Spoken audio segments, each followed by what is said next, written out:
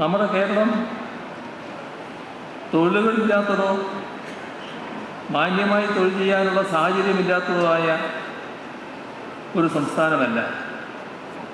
പക്ഷെ അങ്ങനെയാണ് എന്ന് തൊഴിലുകളില്ലാത്ത, മാന്യമായി തൊഴിൽ ചെയ്യാനുള്ള സാഹചര്യമില്ലാത്ത ഒരു സംസ്ഥാനമാണ് കേരളമെന്ന് നേരത്തെ പറഞ്ഞ നെഗറ്റീവ് പ്രചരണത്തിൻ്റെ ശക്തികൾ വ്യാപകമായി പ്രചരിക്കുന്നു. ഇപ്പോൾ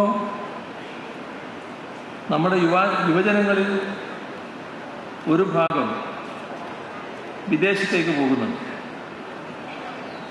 ആ വിദേശയാത്ര, വിദേശ തൊഴിൽ തേടി പോകുന്നത് ഇതിൻ്റെ ഭാഗമാണ് എന്നും സ്ഥാപിക്കാനുള്ള ശ്രമം നടക്കുന്നുണ്ട്.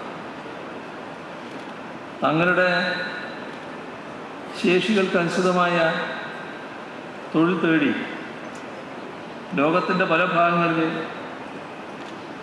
ആളുകൾ പോകാറുണ്ട്.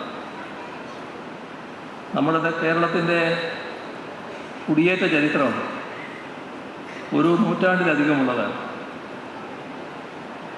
കേരളത്തിൻ്റെ സോഷ്യൽ ക്യാപിറ്റലിനെ ലോകത്താകെ വിന്യസിക്കുന്ന പ്രക്രിയയായി കാണാൻ കഴിയും.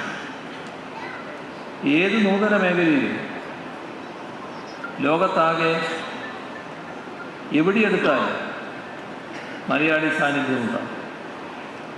അപ്പോൾ ആ മേഖലകളിലെല്ലാം നമ്മൾ ആർജിച്ച മികച്ച കഴിവുകളാണ്, ശേഷികളാണ് ഇതിനെ ഇടയാക്കുന്നത്.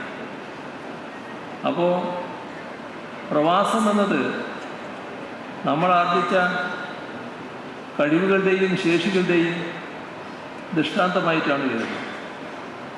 പഴയ കാലത്ത് ശാരീരികാധ്വാനത്തിൻ്റെ ഭാഗമായിട്ടുള്ള തൊഴിലുകൾക്കാണ് ആളുകൾ പോയിരുന്നത്. കേരളം മാറി വിദ്യാഭ്യാസ രംഗത്ത് സാർവത്രിക വിദ്യാഭ്യാസം വന്നു, അതിൻ്റേതായ പുരോഗതിയുണ്ടായി. ഇന്ന് ലോകത്തെ ഏറ്റവും പ്രധാനപ്പെട്ട മർമ്മപ്രധാനമായ കേന്ദ്രങ്ങളിലെല്ലാം മലയാളി സാന്നിധ്യം അതുകൊണ്ടാണ് കാണാൻ കഴിയുന്നത്.